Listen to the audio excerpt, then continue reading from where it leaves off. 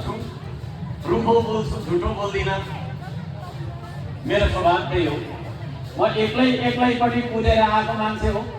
अहिले त म एक्लो पनि छैन। एउटा सानो दल बनाएको छौँ जसलाई राष्ट्रिय दल पनि भन्दो रहेछ। हामीले संसदमा तपाईँहरूको आवाजलाई गुन्जाइरहेका छौँ।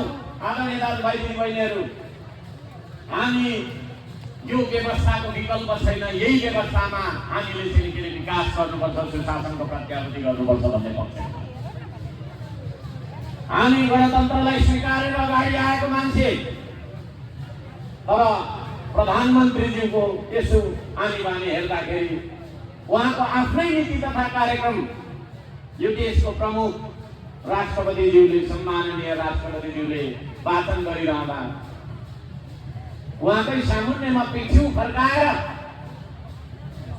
15 मिनट पनि नसुनिकन कता जानुहुन्छ, कता जानु, फर्केर आउनुहुन्न। त्यो भनेको यो व्यवस्थालाई अपमान गर्नु खोज्नु भएको हो कि के हो? म प्रश्न गर्न चाहन्छु। गणतन्त्र चाहिँदैन भन्नु खोज्नु भएको हो कि के हो? म प्रश्न गर्न चाहन्छु। कतै उहाँ राजावादी त हुनुहुन्न? म प्रश्न गर्न चाहन्छु। यदि राजावादी हुनुहुन्छ र राजतन्त्रको पक्षमा आउनुहुन्छ भने हाम्रो राजा हाम्रो आफ्नै छ। हामी यलम्बरको सन्तान, हामी पनि एउटा राजा।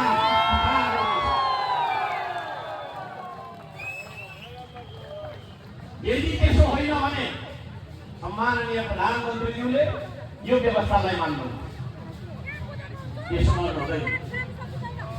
उहाँलाई बारम्बार हामीले सदनमा बोलाइरहेका छौँ। अहिलेको हाम्रो तपाईँको सदनको भवन र उहाँको प्रधानमन्त्रीको कार्यालय हिँडेर जाँदाखेरि 2 मिनटमा आइन्छ, गाडीमा आउँदाखेरि 30 सेकेन्डमा आइन्छ। लाइभमा हामी के भन्दैछौँ हेरिरहनुहुन्छ हाँस्दै हाँस्दै।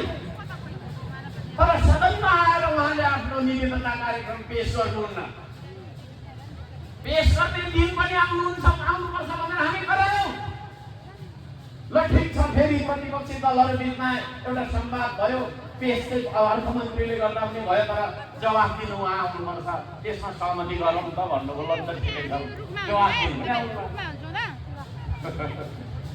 भोलि म काठमाडौँ जाँदैछु, पर्सि सदन उहाँको माग राखेर हाम्रो त्यहाँभित्र आन्दोलन हुन्छ।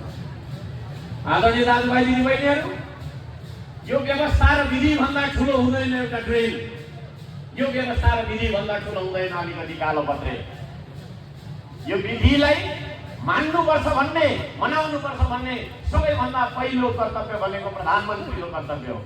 प्रधानमन्त्रीले नै मान्नुहुन्न भने हामीले किन मान्ने? यदि त्यस्तो कसैले यो विधि नमान्ने हो भने भोलि राज्य होला। त्यसो भएको कारणले गर्दाखेरि हुन त उहाँ केही पनि सुन्नुहुन्न। हुन त कानमा समस्या छ या मुखमा समस्या छ कि मलाई थाहा छैन।